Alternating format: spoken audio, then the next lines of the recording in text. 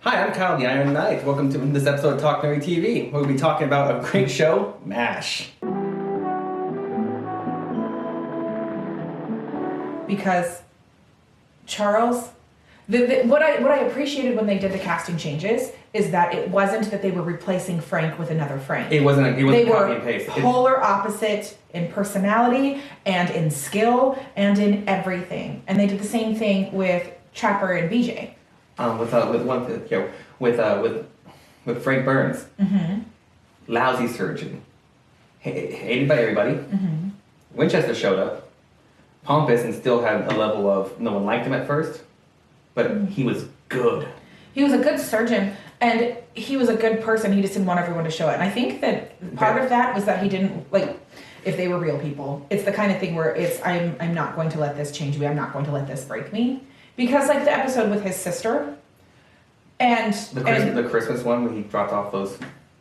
the Christmas one. Also, with the left-handed pianist. The kid who... you did that one, the kid who stuttered. The kid who stuttered, yeah. But and also, like, the left-handed pianist, and he's like, what am I going to be? I can't do anything. And he's just like, no. And he had the one hand, and he goes, here is a whole slew of artists, of music, specifically designed to be one-handed. And he just had the left hand. And then you got to listen to the dude play, which I loved.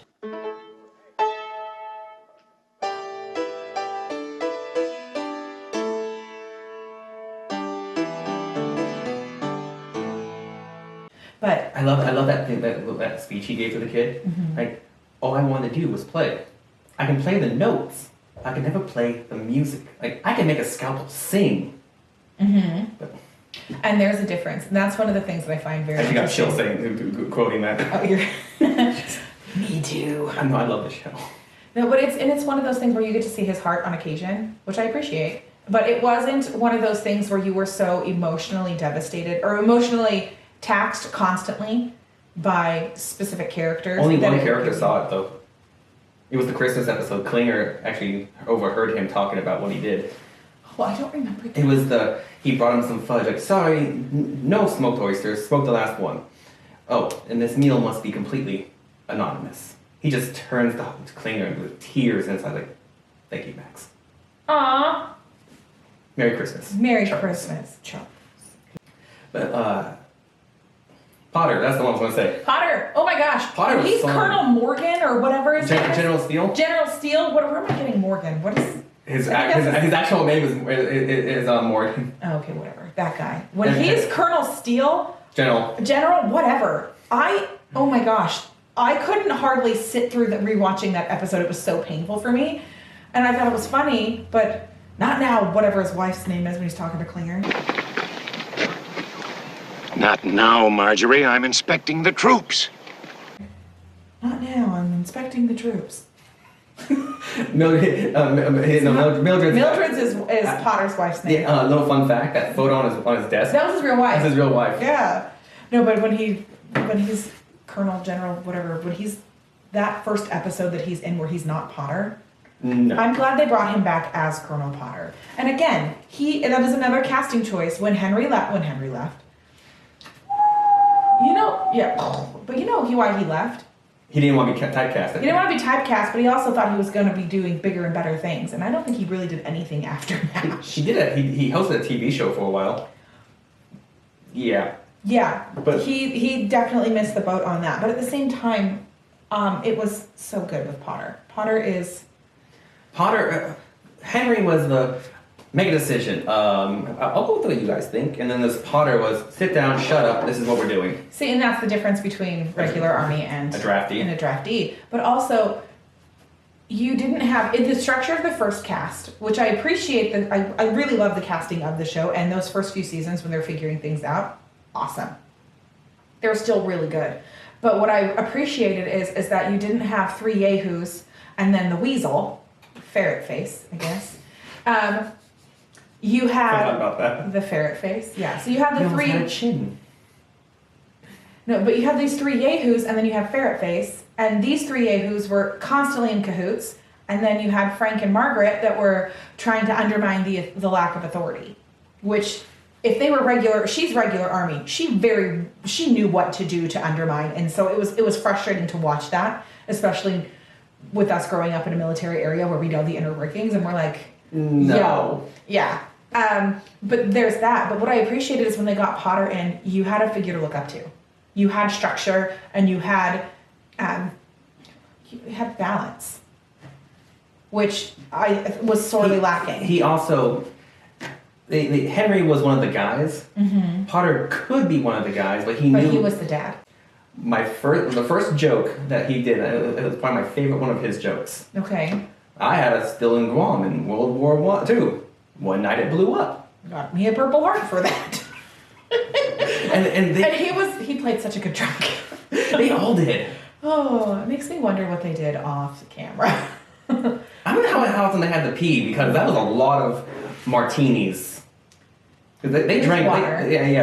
But that was a lot of water on set.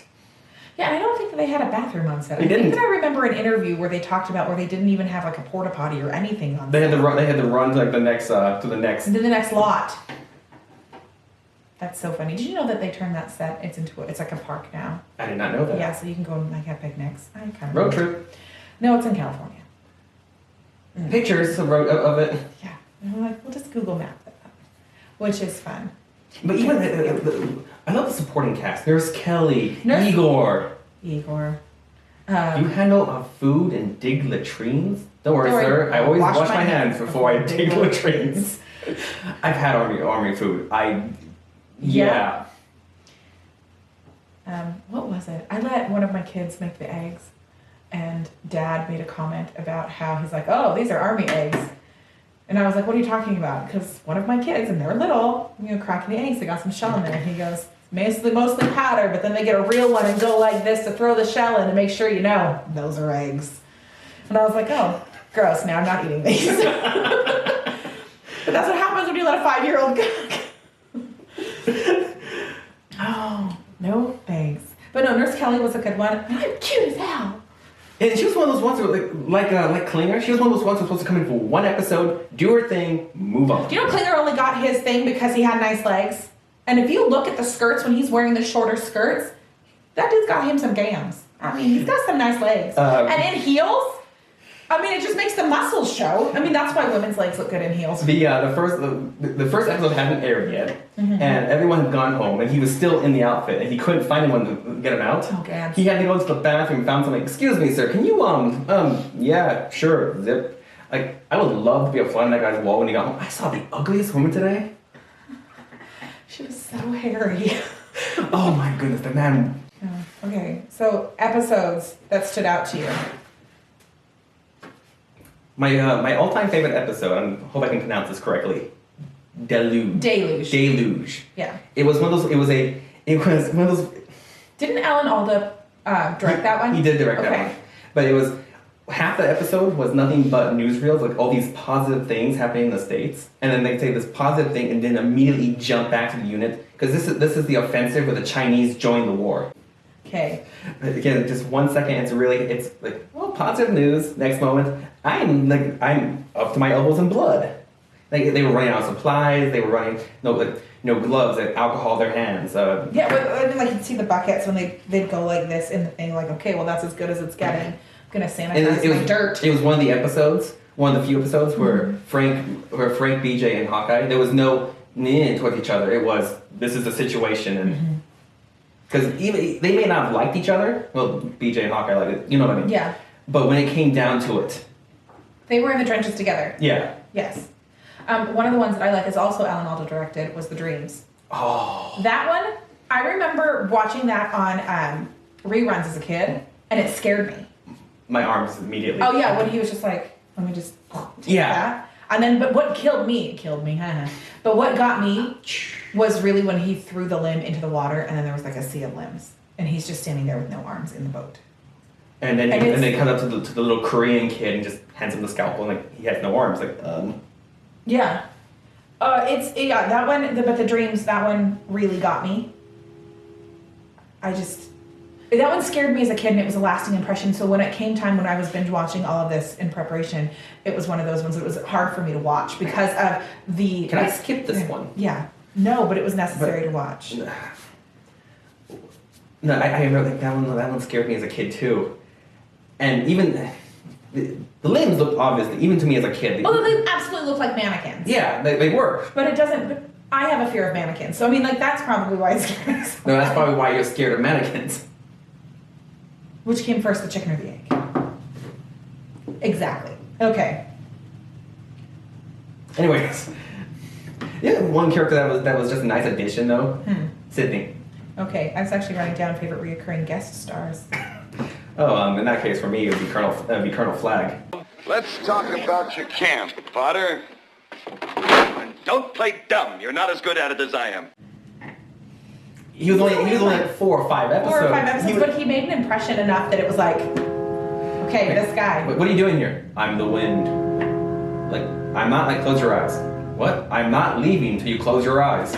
You hear a big old crash. Hawkeye walks up to the broken window. The wind just broke his leg. The wind. No, and I love Sydney. Sydney was also one of those. It was only in a handful of, I think, like 11 episodes or 10. He was not very many. Not very many. Because there were 253 episodes. And he was only in a handful. I only know that because I literally just looked it up. Okay. The movie came out in 70 and the show was 72 to 73. 83. 83. What did I say? 73. Because it's written right here. We're professionals. Sure. Yeah. No, but Sydney was one of those because first off, pull down your pants and slide on the ice. You know, I told you people something a long time ago, and it's just as pertinent today as it was then. Ladies and gentlemen, take my advice. Pull down your pants and slide on the ice. First and last line. First and last line, and he did it on purpose. He actually asked for it to be his last line. He asked the writers if he could do that.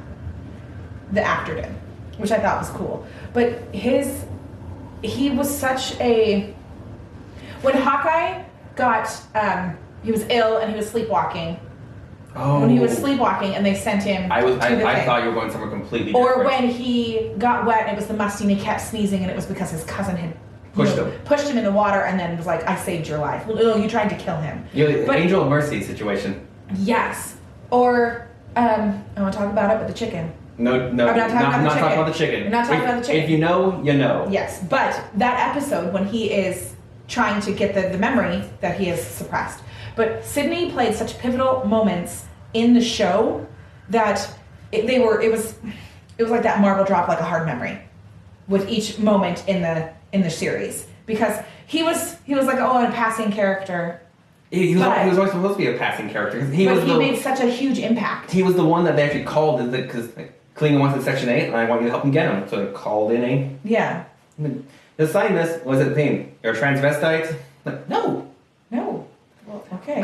One thing about Klinger. Mm-hmm. He wanted out. None of his scams. He never put a life in danger. He never put a life in danger, and he always did his duty. He was going to run patrol in his cocktail dress. Well, in that one episode, when he claimed that he was in Toledo the entire time, and when they were bringing the casualties, he was like, "You can't believe this street. They need to put a stop sign up here or something." Yes. And he's like walking around with Gerties. Yeah. So he never put life in danger, and he never shirked his responsibilities, which I appreciated. And you know what's so interesting is that when Radar left, it was very difficult for me as I didn't realize the transition from him wearing real clothes. You know why? I didn't notice. You know why he did that? Why? His kids are getting made fun of. Oh no! So I need real clothes. And I didn't notice that transition. I didn't either the first time. It was one of those things we had to go back and watch and see. And you're like, when did that happen? And he went from these beautiful ball gowns to you're crazy. To he's like, why is he dressed? Yeah, he was so in his outfits that when he walked in one time, it was the episode when they're exchanging the money, and he's just like, he walks up full uniform. Klinger, you're out of uniform. I mean, you're in uniform. Was it something I said? It was about the cocktail dress last night. I said it was just too short. I don't remember that. I watched these too fast. Oh, that's so funny. It was just too like short. I'm older and wiser now. Another reoccurring character that I thought was fun. I don't know his name in real life, but Mr. Miyagi, Sam was the character's name. But I liked that he'd come in just for the random poker games, and the occasional, just like he was a translator, just he was visiting. Yes, I liked the characters that you saw multiple times that played different characters. So Potter's son. He's the voice of Mulan's dad. He plays the North Korean. Mako. Yes, that guy. He plays North Korean, a South Korean, the dude that I'm gonna go marry my girl, but I need help because they drafted me. His wife was one of the Rosies. Oh, really? The episode where they already need to get the tetanus shots. Okay, yeah. That Rosie was his wife. Okay. No, but he's Mako. an awesome voice actor. But I like that he came in and he played multiple parts. And sometimes, I'm going to admit, I just listen to the episodes because I'd be doing something else. And I have 1,000 children. So sometimes I just have an earbud in and I'm listening to it. But one thing about the show, though. Yeah. You don't even have to watch it. You know. I knew exactly. Well, I've seen it multiple times. Well, yeah. But it was one of those things. But as soon as his voice would come, I'd be like, what episode is this? Because he played so many different characters. I love the one where he was a South Korean doctor. Hawkeye and Potter came. Mm-hmm. Like, I wonder how well Frank's doing. Oh, you mean Ferret Face? You've heard of him? Yes, he works on some of my med. And they made it? Yes, they were the lucky ones. They were the lucky ones. No, but he's Ferret Face. Oh, you've heard of him. No, but that was a good one because he kept coming back. And then the girl who played Soon Lee in the very beginning, not Soon Lee. She was the moose. Yeah, Soon Lee's at the end. I know you're talking about. What was her name? I don't remember. But she was another reoccurring guest, and she was always the only one where she really had lines. Oh no, because there was two of them where she had lines. Moose, and she was on. She was the moose, and it was when her father wouldn't do the operation because. Remember the episode in the first season where Henry was taken away for a little bit. Mm-hmm. When they went to when Trapper and Hawkeye went to the geisha house to go get him, she was one of the geishas singing. Oh yeah, but okay, I don't count that as a line because she was just there. She made words. Those are words. I know, but she wasn't an individual interacting like Okay. this. That's like the person in the crowd that yells something random. Spider-Man. Yeah, that doesn't count. Unless I don't count that. But no, I knew that. But she was in there several times. That episode with the grandpa not wanting to the surgery. My favorite part of that episode is like exercise the spirit. Okay, walks up to I'll try.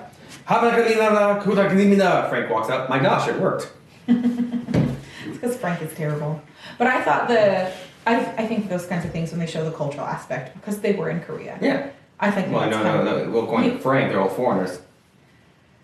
No, Frank was the foreigner. We're the ones. That's like when Ryan was in the Philippines and he was dealing with the imported chocolate. It was a Hershey bar, and he's like, "Oh wait, I'm imported." Yeah. So there's that. But the recurring characters, favorite ones, we talked about that.